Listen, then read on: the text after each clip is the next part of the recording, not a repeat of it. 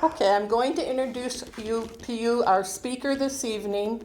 His name is Reverend Ronald Skowronski. Close enough. You did fine, I'm kidding you. He is a sought-after speaker and teacher at Lilydale for more than 35 years. At age 18, Ron was immersed in spiritualism, and at 25, he was the youngest ordained spiritualist minister in the National Spiritualist Association of Churches and pastored Plymouth Spiritualist Church in Rochester, New York, from 1980 to 1990. Long noted as an authority on spiritualism, he is also a humorist and social activist. In 1991, he became an ordained minister with the United Church of Religious Science and teaches science of mind. He is dedicated to working for a world that works for everybody.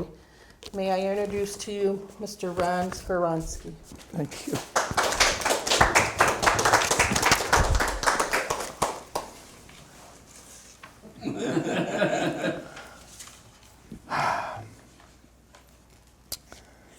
It's always a privilege to be with this group because and I'm grateful that the theme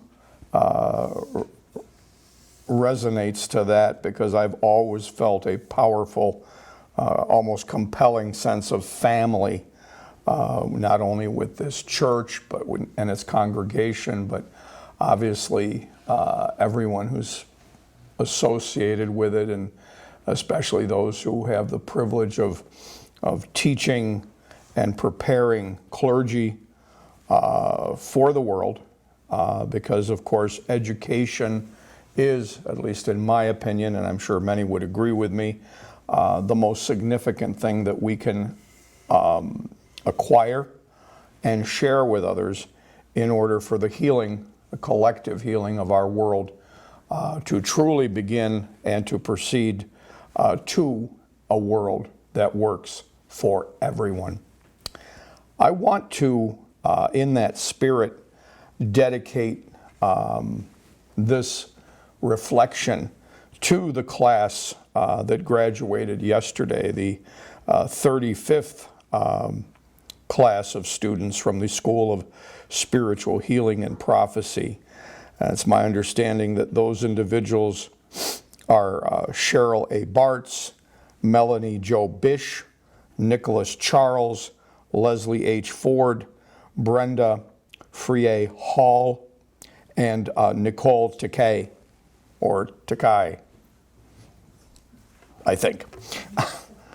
And the reason I do that is because it's my opinion, after a few years in ministry and in the unique way that I have approached ministry, especially over the past, I would say, 20-some years, that when these things occur, and I, like, for example, was it yesterday? Must have been yesterday. I'm not much of a technological wizard, but I do like Facebook a little bit. And I was watching the photographs. I'm also an old guy. The digital images on the Facebook, and it showed these wonderful people, and of course their teachers and so forth, in different places, like in Lilydale and at the church for the ordination and so forth. And it brought back a wealth of memories, because there was a period of time where I've been given the privilege of doing some teaching here and working with some of these folks, and I've watched some of them go in a variety of different directions, and it's never been bad. It's never been negative. It's never been anything but a sense of pride that I've had an opportunity to participate in that kind of growth. Because I remember way back when, starting out in high school, I believe in something, and I think a lot of you would agree with me. It's called genetic memory, where, and in fact, in the Christian scripture, it can be viewed from two very interesting poles. One is called a generational curse, And that's where the scripture comes from, and the sins of the father shall be visited upon his children. And the other one is in the context of a blessing, that which you bless will continue to be blessed forward. And forgive me, I paraphrase that one. But in any event, I can remember back in my youth when other kids were playing football and baseball and all that other stuff, I was in church. I was changing votive lights in front of the statue of St. Francis. My dad, who had as bad a sense of humor, if not worse than me, said, "So, you went over to change Francis's diaper again, didn't you?" I said, even at that, at the age of 14 or 15, I said, there might be another way to put that, but not for him. And it became very apparent that I was, and my uncle, as I've shared with some of you, was a Roman Catholic priest who unfortunately, fortunately he survived the Holocaust, but not without the suffering that accompanies that as a survivor. But nonetheless, he was a priest, and he gave me the inspiration, and I wanted to be a priest. The irony, though, was that I didn't want to become a priest because I was a disciple of Jesus in the theology of the church. I wanted to become a priest because I somehow learned the philosophy and the religious, spiritual, I'll use the term,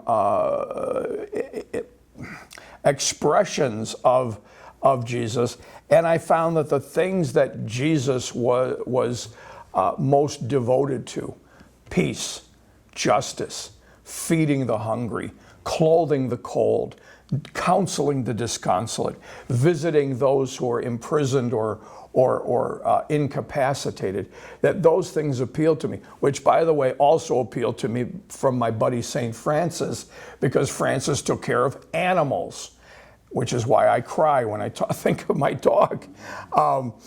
Francis took care of all of those things of Mother Earth, which we sophisticated metaphysicians now call the ancient word Gaia. To us, it was just Mom Earth, And the irony of it all was, at the time when I was 16, 17 years of age and making that decision, and everybody, in the high school is going, not we have a pope. No, that was my mother. We're gonna have a pope. It was, we've got a priest. We've got someone who's going, into seminary.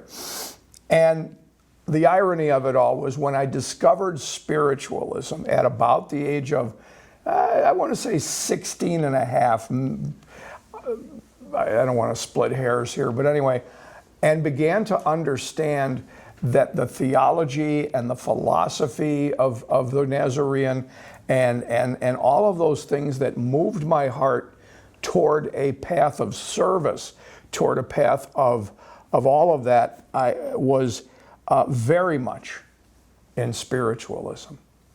I didn't realize that Susan B. Anthony, though raised in the Quaker tradition and dabbled in the Unitarian movement as well, was very much, I don't want to use the word enamored, but very much impressed and loved the spiritualists, which is why she spoke here in Lilydale at least 6 different times and gathered over 3,000 women here for a convention, or I'll call it it's another word for convention.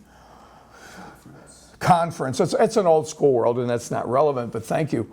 To raise the consciousness of those ladies so that they could go forth out into the world and say, we are all one.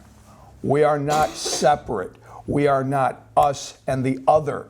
We are one. And if you're going to give rights to the male of the species, you'd gosh darn better make equal rights for the females of the species. And that's just the tip of the iceberg. It is really, at least in my view, extremely important for all spiritualists to become acquainted with the social philosophy of the movement from almost the very beginning right on down to the present day. But I can remember finding that in finding that and in looking at that I began to have what everybody has in the context of their search for truth, their search for honesty in advertising, okay? I began to see cracks in my faith. Why we're not, and I don't bring this to anybody's attention because I want you to think, well, he's right, that's wrong, that should be changed. I don't try to change anybody. I've learned that late in life. You can't change anybody unless they want to change. It's none of your business to change anybody. The only person in this entire universe, not world, not galaxy, universe that you can change sits between your ears. It's you. So, but I started asking those very uncomfortable questions. I had dear friends of mine who wanted to become priests, but they had one tragic flaw. They were women. And I began to study the history of the evolution of the Christian faith and found that the faith didn't bother me. The politics bothered me. The evolution of its structure and system, which were all too human, bothered me, not its divinity. So without going too much far afield, I tripped over the spiritualist church and began to understand that much of its metaphysical philosophy and its social philosophy were more in line with how I was evolving.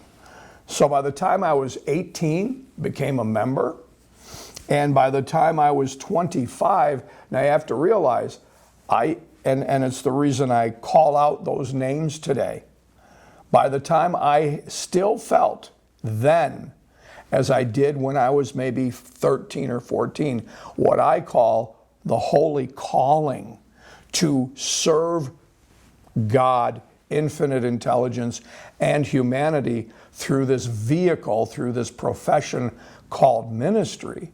By that time, I thought, well, I can't do that. I'm done. I'm gone. I've joined this other church until I sat down probably around my 18th birthday, maybe a little bit after that. We'd had some kind of a soiree at the church, some kind of a gathering, and there was food and frivolity and so forth, and that was in the church hall. But I had decided I needed a little away time, went up to the sanctuary, sat down there, and this lady, I don't know where she came from. By the way, she wasn't from Spirit in the okay. That's a lovely story, and you'll read it in my novels, but not it was not someone from the Spirit side of life. This lady somehow had sat next to me, and she tapped me on the shoulder, and she said, "Hi." I go, "Hello." She goes, "I'm a prophet." And I said, "Really?" She said, "Yes." And I'd never seen her in our congregation before, but I said, "Okay, well, that's lovely." And so I just continued in my meditation. She said, "You know, you're here for a very important reason. You're going to make a decision, and the decision is you're going to be the minister of this church someday." I said, No. I'm only 18 years old. Nah, please. I said, "That's a lovely sentiment. I thank you for your support." And I then decided to make like lettuce and leaf in another direction. Because trust me, when somebody introduces themselves as, "Hi, I'm a prophet," that can be good and it can be not so good. So but in a very short time, I couldn't get out, I couldn't get away from it. Pardon the pun, it haunted me. I said, pardon the pun. Anyway, it was just something that became, there's no other word I can use, to some degree, obsessive.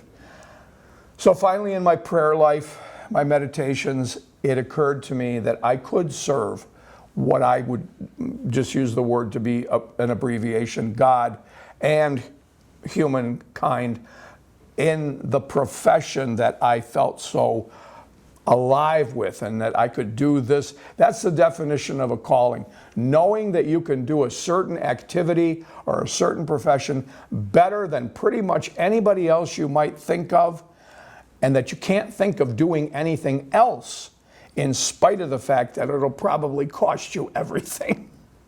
It may cost you your livelihood. It may cost you family relationships. It may cost you a lot of different things, especially if it's not the faith of your fathers or your grandfathers or whatever. Anyway, so down the highways and byways of life, and by the age of 25, I was indeed the minister at Plymouth Spiritualist Church, and spent 10 years doing that.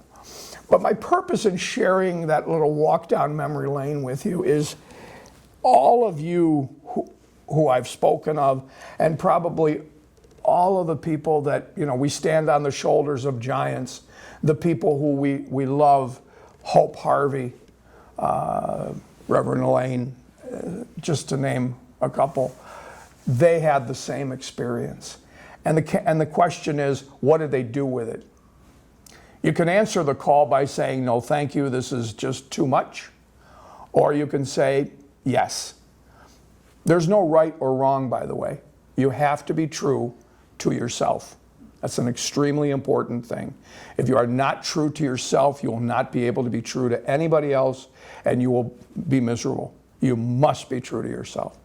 And that takes time. It takes something that in the language, it's discernment, good judgment, and ultimately making a commitment where you are willing to make whatever sacrifices are necessary to fulfill that calling, and that at the end of the day, and in my case, 43 years later, do I say, and it's kind of ironic, I had a friend recently write me, they were having a problem deciding between two jobs. The first job would make them happy, thrilled, loving, kind. The people were amazing, but the money was junk. It was not a good salary.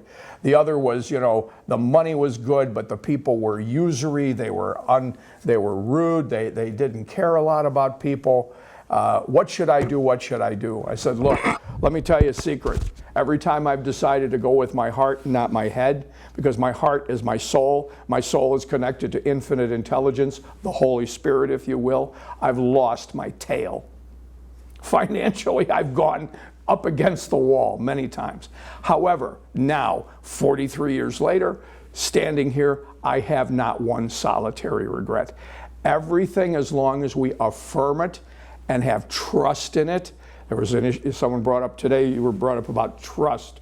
And we trust infinite intelligence, if we trust the Spirit, if we know that still small voice is the guiding force, is uplifting us, and when we do engage in the process of our mediumistic endeavors, and we listen to our higher guides, our teachers, and we truly take the time to discern, not just to, jump at the first thought or emotion that crosses our consciousness, but if we do that, we can never be led astray. We will be in the right place, you've heard me say this before, at the right time, moving toward our true place. You read what I find fascinating, and I think I've healed myself of this. If you've ever gone on Facebook and you've read all the different ads for, quote, manifestation, enlightenment, all this, there's about probably 6.7 billion true paths. And the truth is, they are all true.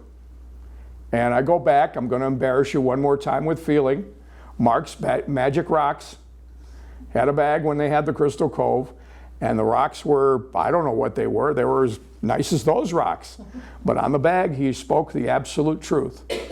If you believe they work, or if you believe they don't, you're right.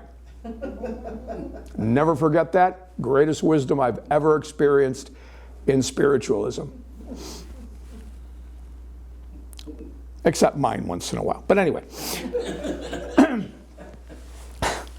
The thing though is that if you truly accept and allow that you are divinely guided, that you have what is called grace. What is the definition of grace? Unmerited favor. It's like you saying, my daddy loves me. No matter what I do, no matter what I think, say, or do, my daddy loves me. Well, guess what? Jesus knew that. Called his daddy Abba, which in Aramaic means daddy. So he had the faith and confidence within him to know that he was acceptable, whole, perfect, and complete. There's nothing he had to change about himself. He was the beloved. He was the beloved. And when he came forth and said, you are all the beloved, and the things that I do, ye shall do, and greater shall you do. Because why? Because you are the beloved. You didn't have to do anything. You didn't have to think anything. You didn't have to, there's no behavior attached to it. Okay? And yet, as we have evolved as a species and so forth, you have people like the Dalai Lama, who says you don't need books. You don't need churches. You don't need pulpits and pews and all that. You just need one consciousness. A consciousness of the unity, the trust within the entire creation of that is the universe. And that ultimately the most important thing to remember about that is, if I can be anything, please let me be kind. In the Old Testament it says, all you want to do is be humble and walk with your God. Be humble and walk with your God. I don't know how humble I am. I don't think very most of the time. But frankly, most of the time, it's a way for me to deflect the fact that maybe I still don't feel particularly humble and not particularly worthy from time to time. And so humor is a way for me to deal with that. But I will tell you this.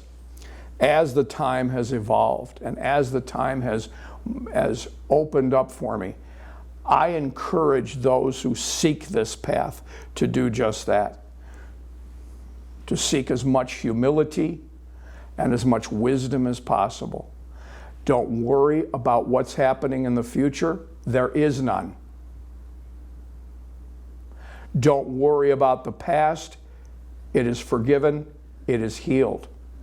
There is only one eternal time, and that is the eternal now. If I can be humble, if I can seek wisdom, if I can be kind, those three things, humble, hopefully wise, and kind, I will truly be an instrument of peace, a channel of God's grace and blessing, and will fulfill the divine purpose of my being upon this earth plane. I find it fascinating because a lot of people are spending a lot of time, especially with all the talk about the Great Reset and all these other things, and people are nervous and terrified and so forth, what the future holds. And yet all of the avatars, all of the great spiritual mentors, those giants that we stand upon their shoulders, have always said the same thing. Be still and know that I am. In essence, relax. I got this. Now, God's not going to say, here, hold my beer. But what you're being encouraged in, what you're being given the courage to accept and allow, to believe and therefore demonstrate, is that right here, right now, regardless of the appearance, everything is going to be fine. And if we can identify and unify with that, this group here that just took, I call them what we used to call them in the old church, holy orders. You've got your walking papers. You've got your orders. You don't need me to tell you what they are. You knew them in your heart before you took your first step into the school of ministry. And now that you have been firebranded, given the fellowship's mark of excellence, you can go out there and you will screw up in ways you have no idea. And with any luck, you'll only do it for, maybe 30 or 40 years. But at the end of the day, if you've been honest with yourself, and as I like to say, honest to God, you will, honest to God, do some good. Will you do it all? No. And that's one of the reasons I encourage you. The lady mentioned, bless your soul, you said you're hoping to be able to stay in touch. Stay in touch. Bond. Unify. You know, years ago, that's one of the problems with the liberal church. We tend to be these rugged individualists. In the old school, the reason they had abbeys and monks and nuns and so forth, they knew the power of community. What's another word for community? Family. What do they call Jesus, Mary, and Joseph? The Holy Family. It's a template for a what? Whole family. So we try to gain our wholeness, our remembrance of that wholeness, when we do establish the wholeness of what we have here just this very evening. And then tomorrow you'll be probably given another opportunity to render just a bit of that wholeness to somebody who needs it. Whether it be somebody who needs a home, whether it be somebody who needs a coffee, or just a kind word, it all amalgams together. So when we focus on our faith, when we focus on our love, we don't have time to be afraid. We don't have time to focus on fear. And we know that that infinite holy presence, that infinite Holy Spirit guides us, guards us, sustains us, and upholds us. And all we have to do is accept and allow. Go, and by the way, those who choose this path called ministry, we're not special, unique, and different. The only thing we are is special, unique, and different in the sense that we want to take as much of the educational dynamic of our faith and be able to carry it on for another generation or another generation. But truthfully, at the end of the day, every single person who has ever drawn breath and walked upon this planet is a minister of truth, of love, of hope. Maybe they don't have a title. Please don't get me started on that title business. Although I do kind of prefer serene holiness. Anyway.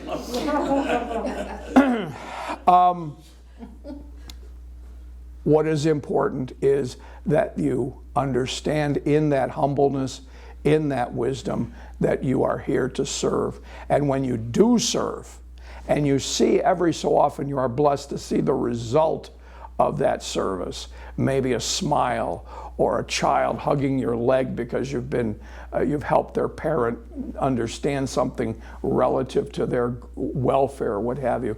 That's, I'll call it, the payoff. That's the gift of God back to you. I have one last thing I want to share with you, and then I'm going to end the vernacular. Shut up. True story.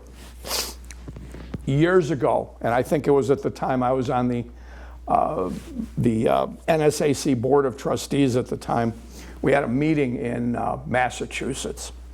And it just so happened to coincide with an ordination of a husband and wife, and they had it in this Masonic auditorium, maybe twice the size of our space here. And it was a lovely venue, and the people were, there happy and congratulatory, as you might expect. And I knew the couple who were being ordained, and especially the husband. I had a colleague come up to me and he said, "Hey, Ron, were you at so-and-so's ordination yesterday?" "No." "Ron, I was over there. I looked across the room. I saw your ugly face. It was you." "Oh, I was in the room." "Well, so then you attended the ordination?" I said, "No." He says, "All right, you're killing me. What's going on?" I said, "You don't understand. I've known so-and-so for 20 years. I said, "Wonderful person. I love him dearly, but there are issues of ego. And I think that he's, in many ways, going to hopefully work those out as he evolves and grows in the ministry." I said, "But from my perspective," and I say this very quietly because I strive, though it's difficult for me, not to be judgmental. But so-and-so, what you experienced yesterday, his ego was completely ordained. He himself walked away completely unscathed. It's been a pleasure. May you be blessed. Thank you.